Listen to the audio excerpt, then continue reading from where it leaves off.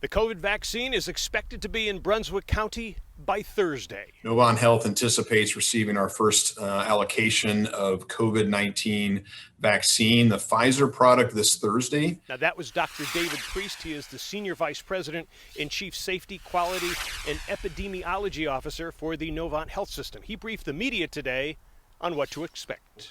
We have approval to distribute vaccine at 3 of our facilities in the state of North Carolina, those being Novant Health Forsyth Medical Center in Winston-Salem, Novant Health Presbyterian Medical Center in Charlotte, and Novant Health Brunswick Medical Center on the North Carolina coast. Our week 1 allocation for the system is 6,800 doses. We have purchased ultra-low freezers that are needed for the vaccine, particularly the Pfizer product. And we have storage capacity for more than 500,000 doses in those freezers and more than 1 million doses at frozen temperature. So we're very excited about the infrastructure in place to handle that vaccine. So who will be eligible and when? Right now, as you may be aware, we're in phase 1A of vaccine distribution, which includes high-risk healthcare workers and first responders, long-term health facility workers and residents, as well as adults with more than 2 chronic medical conditions. And we're working to immunize all of our team members who are patient-facing, as well as any of them who could come in contact with COVID-19, particularly given the high rate of virus activity in our communities.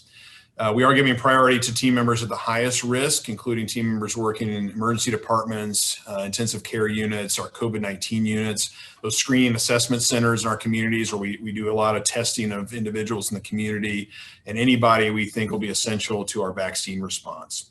Patient vaccinations will begin in phase 1B and will include adults with 2 or more chronic conditions that really put them at risk of severe illness as defined by the CDC. And then as I think you're aware, phase 2 and phase 3 will increase the number of our clinic-based sites for vaccine. We'll have mobile immunization sites. We'll continue to partner with our GoHealth urgent care centers, local pharmacies, and the local health departments to create really additional access points for all members of our communities. It's very important that we have fair and equitable distribution of vaccine for everyone. And then phase 4 will be widespread immunization, and our plans will continue really to evolve as the vaccine supply increases, and we anticipate that's going to happen as we get further into the first quarter in 2021. Now, Dr. Priest also addressed those who oppose vaccines. We know there are concerns or anxieties people may have about receiving a new vaccine. There's certainly a lot of misinformation in the community, particularly on social media around vaccines. There are a lot of conspiracy theories out there. We know that the anti-vaccine movement overall is very well organized and gets a lot of things into the space on social media. Much of it is not true. So we encourage individuals who want good information about COVID vaccine to look at the CDC website, cdc.gov. Look at that website, go to reputable sources. Don't rely on social media or things that have been passed around social media to get your information about this particular vaccine. And Dr. Priest says the testing of the vaccine has been comprehensive, but he says there could be side effects. So we do know in clinical trials that some participants experience some common what we're calling expected effects and not side effects. When you get a vaccine and your immune system responds, we expect certain things to occur, including having a sore arm, maybe some malaise and fatigue, occasionally a low-grade fever.